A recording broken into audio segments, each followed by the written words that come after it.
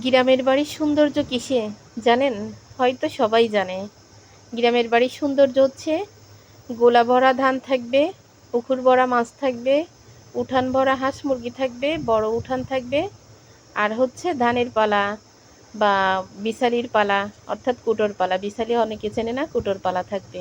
এটাই হচ্ছে গ্রামের বাড়ির সৌন্দর্য বা শান্তি।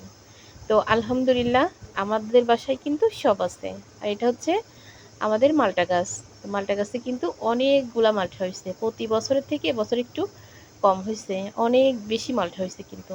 আর আমাদের উঠান দেখেন মাশাল্লাহ কত বড়, ওই যে মাথা, তা হয়তো অত ভালো করে দেখা যাচ্ছে না, এত বড় উঠান। তা এদিকে এসে উঠানো কিন্তু একটু গাছপালা বেশি, বা এখানে বিছালি বা কুটা বলেন যা বলেন এগুলো রাখা হয় এখানে। এই যে ঘরের মতো করে কুটোর পালা দিছে, অনেক বড় করে দিছে কিন্তু। আর ওই পাশে কিন্তু 3টা পালা আছে, কুটোর পালা।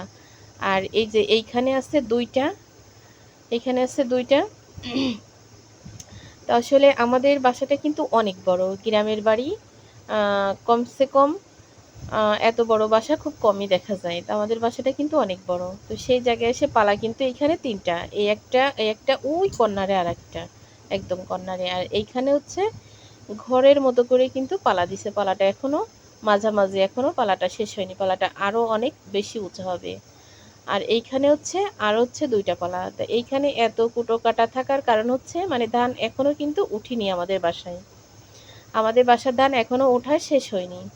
এক পাশ থেকে মলতেছে ডলতেছে, এক পাশ থেকে বিক্রি করতেছে, বিছালি বিক্রি করে দিচ্ছে, ধান বিক্রি করে দিচ্ছে। কারণ অনেক বেশি ধান হয়, অনেক বেশি বলতে 160-50 মন ধান কিন্তু প্রতি বছরেই হয়। তো সেই জায়গায় এসে কিন্তু এত বেশি ধান রাখা সম্ভব না, এজন্য বিক্রি করে